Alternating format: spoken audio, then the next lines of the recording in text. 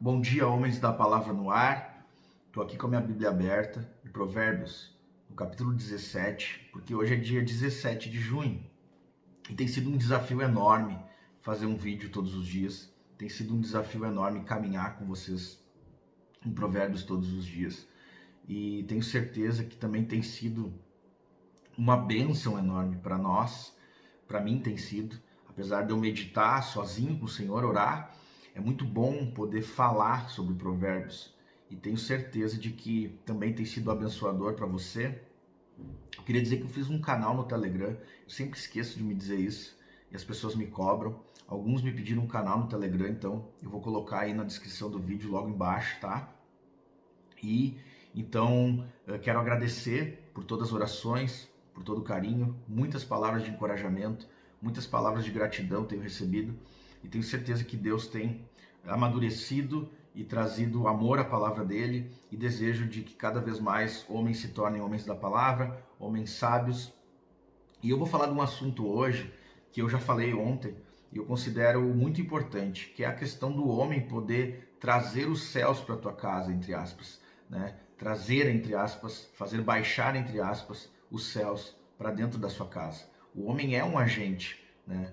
O homem é um ser que, por meio dele, ele liga outras pessoas a Deus, porque o homem agora é o tabernáculo de Deus, o homem agora é o templo de Deus. Assim como as pessoas poderiam ir até o tabernáculo, poderiam ir até os sacerdotes, poderiam ir até o templo e se conectar a Deus, aquele lugar era um elo a Deus. Agora nós somos, né, uma raça eleita, agora nós somos sacerdotes, é o que diz lá em 1 Pedro 2. Agora nós somos pedras vivas, o templo do Senhor. Então nós levamos, nós somos a arca da aliança, nós temos a presença do Espírito de Deus em nós. E nós podemos, então, nesse sentido, manifestar o céu aqui na terra. É isso que Jesus nos ensina a orar, na oração do Pai Nosso, né? Pai nosso que estás no céu, santificado seja o vosso nome, ou seja, que o nome de Deus se torne santo, bendito, por meio das nossas vidas para outros, que ao ter contato com as nossas vidas, outros possam conhecer a santidade de Deus, assim como outros poderiam entrar no templo, entrar no tabernáculo e conhecer a santidade de Deus mediante todas as prescrições que ele nos dava, a liturgia, os sacrifícios, o sacerdócio, agora pelo conhecimento de Deus em nossas vidas, é o testemunho. A palavra testemunho significa martírio em grego, tá?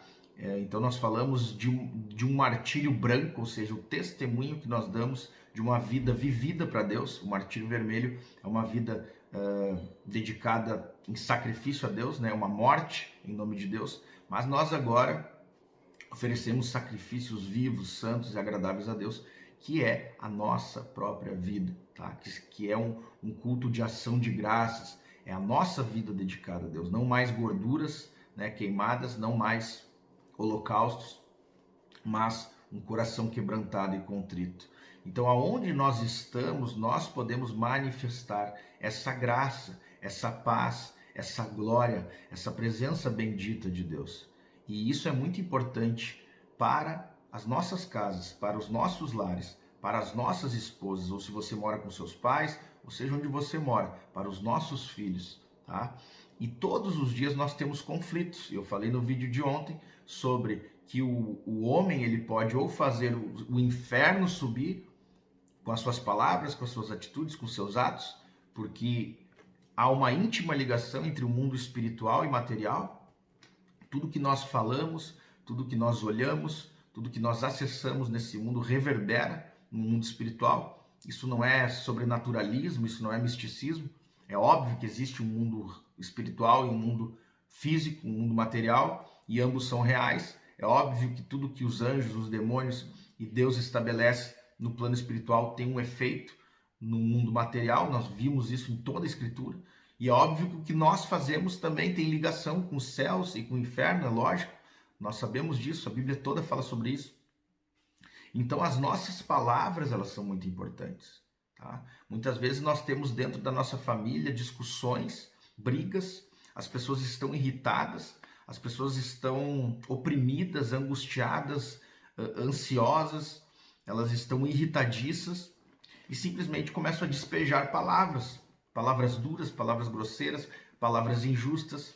Aqui tem um ponto importante, palavras injustas, uma leitura da realidade que não condiz com a realidade, uma leitura distorcida da realidade, murmuração, reclamação, tá? Isso acontece com filhos, isso acontece com a esposa, isso acontece nas nossas vidas com os nossos pais, e é imprescindível para o homem de Deus ser um agente de paz, tá? É imprescindível não buscar a justiça própria. Aqui está o primeiro recado e o primeiro conselho, tá? Porque a avaliação e as palavras dessas pessoas, em primeiro lugar, são injustas. Em segundo lugar, muitas vezes não condiz com a realidade, tá? Eu não vou entrar aqui no mérito da questão do outro viés dessas palavras. Nós poderíamos ir por um outro viés e fazer como o Jonathan Edwards ensina, que tudo o que falam a respeito de nós de mal, nós devemos orar sobre isso, aceitar isso como uma crítica e orar a respeito disso, porque provavelmente estamos pecando nisso e somos piores do que falam, tá? Não é essa a questão, isso tem o seu lugar, mas hoje eu quero me deter em falar de paz,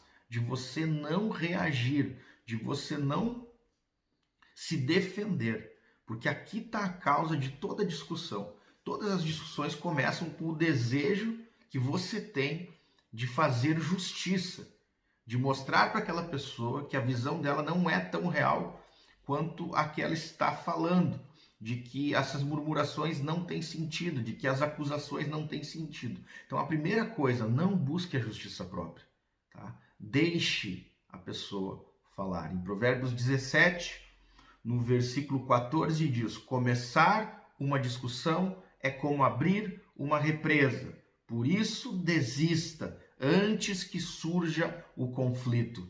Categórico, desista antes que surja o conflito. Começar uma discussão é como abrir uma represa. Ou seja, vai começar a vir água e não vai ser mais possível conter, segurar isso. O que significa que a ira da outra pessoa, que foi a palavra que eu dei ontem, né, que a palavra branda, ela desvia o furor, como se a ira e o furor viessem como uma cascata, como uma onda, como um rio, e a palavra branda consegue desviar o fluxo dessa ira, desse rio de irritação. Aqui então o conselho é: não comece uma discussão, não comece, tá? Vai ser impossível de conter. Interessante que no verso 19 diz o seguinte: quem ama a discórdia ama o pecado. Porque quanto mais se fala, quanto mais se multiplicam as palavras, mais a outra pessoa peca contra Deus, murmurando e falando injustiça, e você também tem o espírito e o sangue fervido e também vai pecar contra Deus. Então, quem ama a discórdia, ama o pecado. O que faz alta sua porta, facilita a própria queda. Ou seja, aquele que também começa a falar muito, se gabar muito, exigir muito, ele faz alta sua porta, ou seja, ele eleva a sua moral, ele eleva o seu juízo, o seu critério de juízo, o seu julgamento a respeito do que é certo. E as pessoas, quando estão reclamando dentro de casa, elas fazem exigências, reclamações, das quais elas mesmo não vivem. Tá? Francis Schaeffer foi quem disse que se nós colocássemos um gravador pendurado ao nosso pescoço e sempre que emitíssemos um juízo de valor sobre uma situação ou alguém gravássemos, isso seria o suficiente para nos condenar ao inferno. Porque nós não vivemos a vida que nós passamos cobrando dos outros. É uma incoerência completa. Então, é exatamente isso que o escritor de Provérbios está nos ensinando, é exatamente isso que Deus quer nos ensinar, que nós sejamos agentes de paz, que nós sejamos doces, que nós sejamos gentis, que nós sejamos amáveis, inimigo de contendas. Longe de vós toda gritaria, diz a palavra de Deus. Toda animosidade. Nós somos inimigos de facções, discussões, dissensões, contendas, iras, porfias. Tudo isso a Bíblia fala que são obras da carne, tá? E nós somos responsáveis. Você, homem, é responsável por lutar contra a sua carne, por dominar a sua própria carne e não responder o mal com o mal, mas pagar o mal com o bem, bendizer o que nos amaldiçoa, orar pelos que nos perseguem e dentro da sua casa terminar, cessar qualquer discussão, abrandar, tá bem? Esse é o meu conselho para você hoje, que você faça baixar os céus para sua casa, que você deixe tudo nas mãos do Senhor, a sua justiça resolva tudo, não se defenda, tá? E procure sempre o bem da pessoa que fala com você, ajudá-lo, ver a perspectiva dele, tentar ser o seu amigo, um ajudador, para que ele seja mais feliz em Deus e não defender a justiça sua própria causa. Se depois de 1, 2, 3 dias vocês quiserem sentar para conversar sobre isso, tranquilo. Um irmão falou, não, pastor, mas não pode deixar o sol se pôr sobre a vossa ira. Não, no momento você decide dizer que perdoa a pessoa, que não há nada para conversar no momento, que você não guarda ressentimento, mas que no outro dia ou outra hora vocês vão conversar sobre isso. Então pegue sua Bíblia, abra, fale o que Deus diz a respeito dessas coisas e mostre para a pessoa a ótica divina, que você quer ser um amigo dela, quer levar a sua família a servir a Deus apenas e não a fazer a sua vontade. Você não é o rei da casa, mas Deus é com uma palavra de amor, com uma exortação em mansidão, em gentileza, em doçura, e eu tenho certeza que isso vai amontoar brasas vivas, isso vai sobre a cabeça do ofensor e essa pessoa vai se arrepender e vai ver que foi injusta, que ela foi exagerada, que ela se exasperou. Mas depende de você ter essa sabedoria. Que Deus te abençoe e até amanhã em nome de Jesus.